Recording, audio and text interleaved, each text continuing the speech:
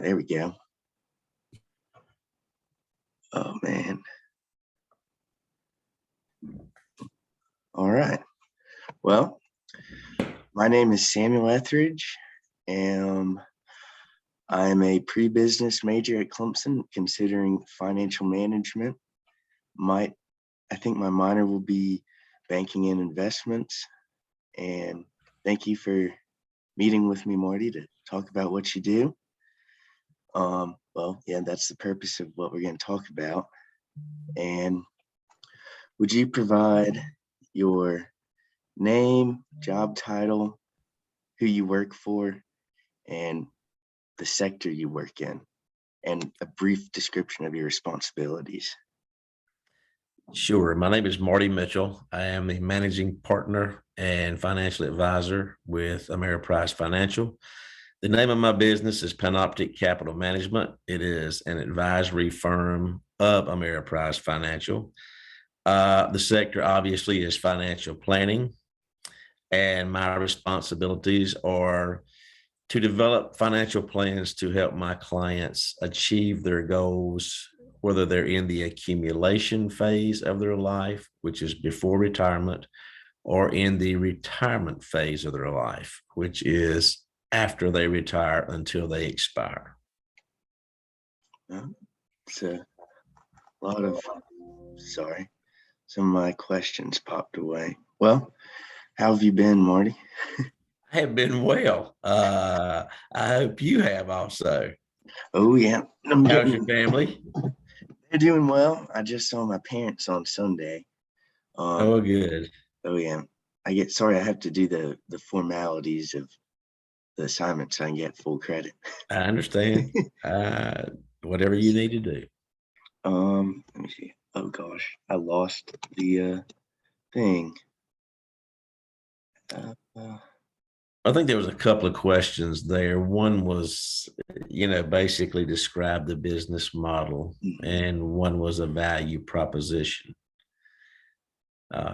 Not sure if you want to look at those or if you have other questions you want to go into.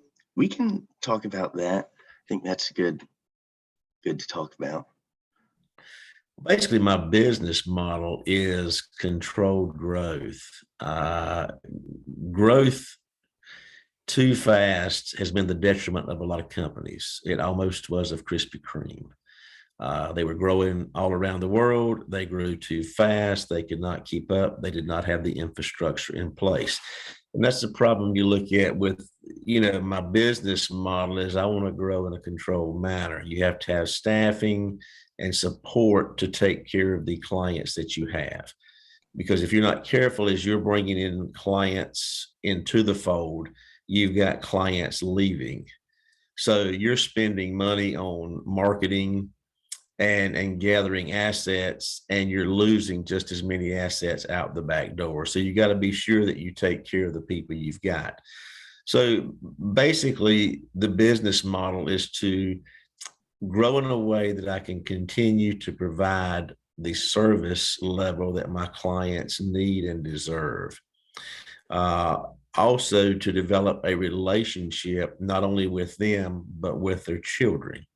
Because at some point in time, if these clients predecease me, their children will inherit the assets. And it's a proven fact that probably over 50% of children have a different financial advisor than their parents. So that means once the parents pass away, the money leaves the financial advisor. So the business plan has to incorporate a strategy that allows for those assets to remain with that advisor. So my plan is I incorporate the kids, try to get them as clients if at all possible, even though it may just be a life insurance policy or something to get them acclimated with who I am and what I do. There's obviously already a level of trust there because mom and dad has given me their entire life savings to manage. So the kids understand that. So I want to develop a relationship with that to keep those assets in the fold and be able to manage those assets until either they expire or I expire. My long-term business plan is to bring in a younger advisor. That advisor will work with me for 5 years, 7 years, understand how I do business, the type of clients that we work with, what we do. And then as I phase out, I don't think I'll ever retire, but as I phase out and ride off in the sunset with my existing clients, that younger advisor will take over the children and continue to manage those assets throughout, as well as develop their own business and their own client base. So control growth and developing relationships deeper than just mom and dad, I think, are critical to a long-term business model. Marty, how would you say, oh, I forgot one thing. I was supposed to say why you were selected at the beginning, and I selected you because I'm going to be your intern over the summer, and I've been your intern in the past. So Correct. the easiest one to pick for whoever's watching this recorded video. Right. Marty, how do you deal with clients who are kind of apathetic and don't quite understand their finances and what they need to do to succeed? Like my parents. Patience, and you realize things do not happen overnight. I think you cannot be the type of person that will not see the forest for the trees. You can't just focus on the now and the revenue that now brings you. You've got to focus on 5 years from now, 10 years from now, 15 years from now. And, parents will retire, and at some point in time, it will be advantageous to consolidate to one advisor. There will come a point in time, especially when you're in the distribution phase of your life. Now, the accumulation phase is pretty easy. Sequence of returns do not matter. In the distribution phase of your life, sequence of returns matter greatly. So at that time, I pretty much ask my clients if they have other advisors or other monies to choose one advisor to work with. I hopefully have added enough value throughout the years that is our firm, but if it is not, then I accept that and move on, because I'm not going to be the advisor to that client that I should be. I'm not going to add the value that I should add if they have multiple advisors. So there'll basically come a time when I will ask them to choose which advisor they would like to work with, and there is no pressure whatsoever on who they choose. It's whoever they see themselves with the best personality fit and the best relationship.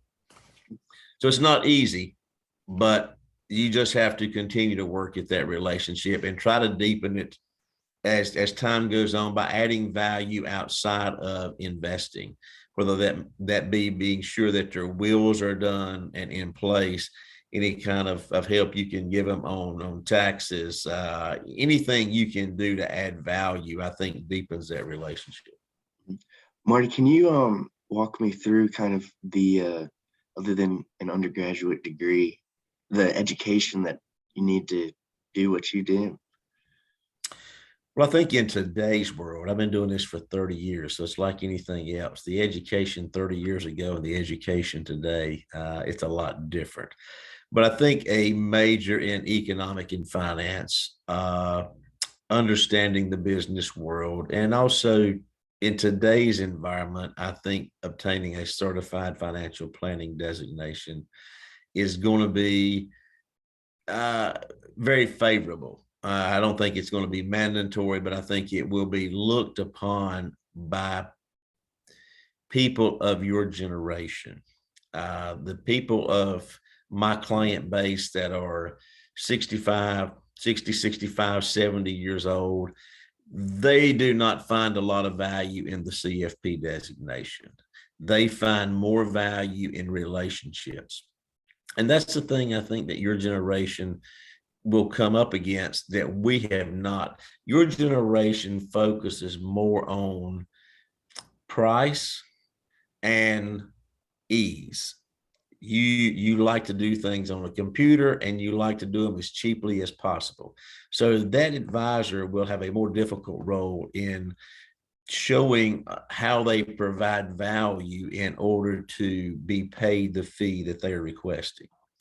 A lot of my clients do not even have computers. So technology is a non-issue with them. Most of my clients want to sit down face to face and talk to you. They do not like Zoom meetings or Teams meetings. I mean, Yeah. they want to be there, they want to see it, touch it, and hold it. So it's going to be a changing landscape, and the younger advisor that comes in will have to adapt to that and not only be able to talk with clients that do not have computers and do not understand technology and want you to hold their hand, but also develop a strategy to attract new clients that are very technology literate, that ask the question, if I can go on and answer 5 questions and get a allocation sent to me that is a Vanguard no cost allocation, why do I need you? So you'll have to develop that as a younger advisor. How do you add that value? That's whether it's real or perceived, it's got to be there. I think you're right in that. I also think that a lot of my generation still values that, I guess, especially in dealing with their finances, the personal relations. Like some of my friends, my friend Cam, for example, he works for Apple and he's accepted a full-time job with them in California. And he he talks to me about his retirement accounts and stuff, and he just has no idea. And I guess, I mean, he's a smart guy. He could technologically advance, but I think that I don't think we're. I think there's still a lot of people out there that value personal connections. And I agree with that. And I think you'll just have to find those people. It's sort of Mhm. like, give an example. I think they've heard the story. My brother's in the same business I am. He went to see his eye doctor, and she asked him what he did, and he said he was a financial advisor. And she said, well, I normally do my own investing. And he said, well, I normally do my own eye exams too, but I just thought I'd get a second opinion. So they got to understand they don't know what they don't know. They think just because they have this education, they can do anything and they know anything. And I see a lot of executives of companies have less money in the retirement plan than the blue collar workers, because executives think they're smart enough to figure the market out. They're in and out and in and out. And the blue collar worker goes to work, puts the money in their retirement plan, and they never really make a lot of changes. And as long as they've got a good allocation, they will wind up with more money than a lot of the executives in the plan. So you're right. And you've got a lot of contacts. You're a very smart young man, and you will find the people that value you. And what you'll find is the people that do not find value in what you do, you're better off letting them work with somebody else or the computer and not wasting your time, Mhm. frankly. Marty, what would you say your favorite part of your job is? My favorite part of my job is dealing with people. Uh,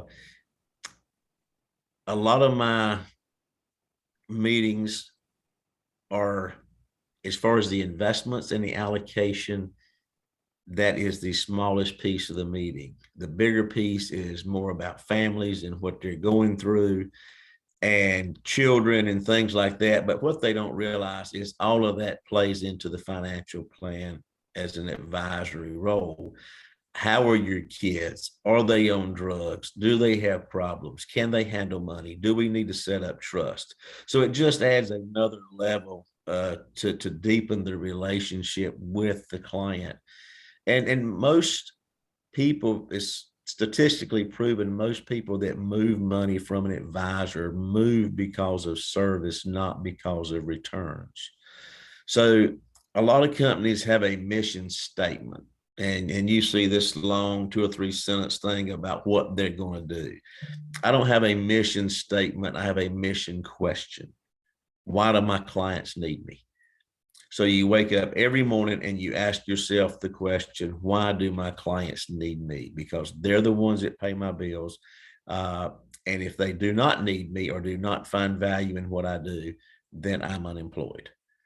So I can put all this stuff on the wall and make it look real good, but if I don't follow through with it, it really don't matter. Marty, So I what think was, just dealing with people and developing the relationships with people is what I enjoy the most. Marty, in regards to, would you, if you had to start your career over again, what would you do differently? It's a good question. Uh, And what would you do the same, I guess? well, I think as far as the same, I think you've got to understand that in the position you're in, a lot of the people is sort of like the your friend with Apple, very bright individual. But when you're talking to him about retirement, you still have to put it in terms that he can understand. Mhm. So you can't be too technical, and you have to understand that in the end of the day, we're salespeople. Mhm. Every industry that's out there, whether it's CVS, independent pharmacy, cars, grocery stores, your car insurance guy, your homeowner's insurance guy, they're all salespeople, because if they do not sell, they do not eat. And we're the same way. If we're not gathering assets, call it what you want, then we don't eat as advisors, because there's nobody paying us a commission. So I think I would do the same thing as far as developing my relationships, strengthening my relationships, and having one of my main goals is to have my top clients' kids as clients, so that way you maintain the assets. Mhm. Uh, what I would do differently would probably, I may redo my business model just a little bit. I'm getting to the point now that I may have to be selective on who I take, just because of time and being able to take care of the existing clients that I have. So if I had to do over again, I would probably be reshape my business model to focus a little more and be sure I had time to spend with my top clients, and maybe have minimums that I've never had a minimum that you had to have to work with me. So I may set those kind of standards if I had to go back and do it again. All right. I think that's enough, so I can end the recording. Okay.